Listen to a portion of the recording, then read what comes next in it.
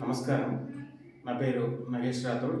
నేను తెలంగాణ మలిదశ ఉద్యమకారుని, అడ్వకేట్ మరియు నియోజకవర్గ యూత్ అధ్యక్షులుగా పనిచేస్తున్నాను.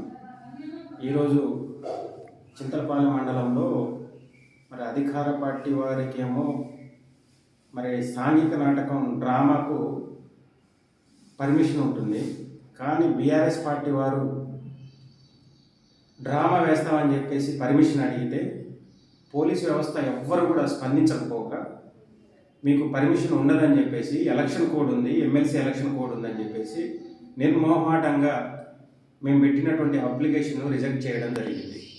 మేము అడుగుతూ ఉన్నాం, పోలీస్ యంత్రాంగానికి అడుగుతూ ఉన్నాం, ఆర్డీఓ గారికి అడుగుతూ ఉన్నాం, ఎస్పీ గారికి అడుగుతూ ఉన్నాం, సిఐ గారికి అడుగుతూ ఉన్నాం, డిఎస్పీ గారికి అడుగుతూ ఉన్నాం.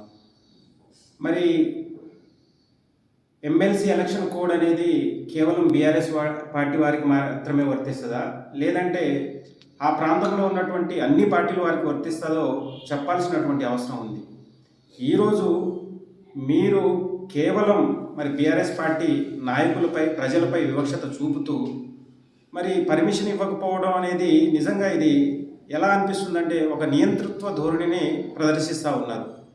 దయచేసి ఇలాంటి అవివేకమైనటువంటి చర్యలు మానండి. ఎందుకంటే మనం ప్రజాస్వామ్యంలో ఉన్నాం.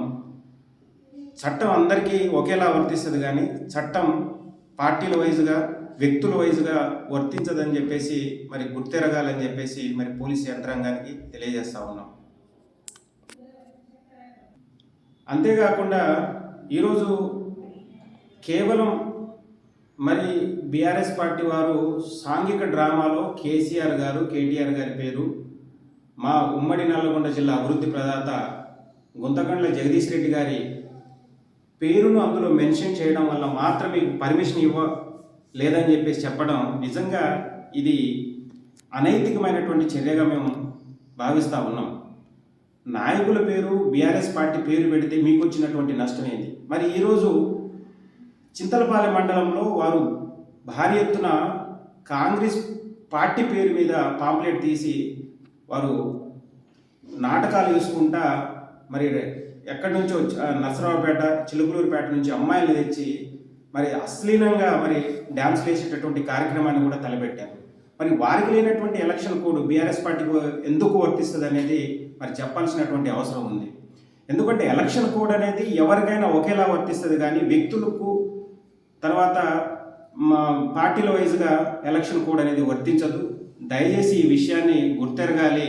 అలా కాకుండా మా ఇష్టానురీతిగా చేస్తామంటే అది మిమ్మల్ని మీ విచక్షణకు వదిలేస్తూ ఉన్నాం. కాబట్టి దయచేసి సమన్వయాన్ని పాటించండి. పార్టీల వైజ్గా ఈ రకంగా వివక్షత చూపించకుండా మేము కూడా చూస్తూ ఉన్నాం. భవిష్యత్తులో ఖచ్చితంగా అధికారంలో వచ్చేది బీఆర్ఎస్ పార్టీయే. ఎవరెవరు ఏం చేస్తూ ఉన్నారనేది ప్రతిదీ అర్థమవుతూ ఉంది. మేము జగదీష్ రెడ్డి గారి దృష్టికి కూడా తీసుకొచ్చాము. జగదీష్ రెడ్డి గారు కూడా ఈ విషయాన్ని పరిశీలిద్దామని చెప్పేసి చెప్పడం జరిగింది. కాబట్టి దయచేసి వివక్షత చూపకుండా అందరినీ సమానంగా చూడాలని చెప్పేసి విజ్ఞప్తి చేస్తా ఉన్నాం.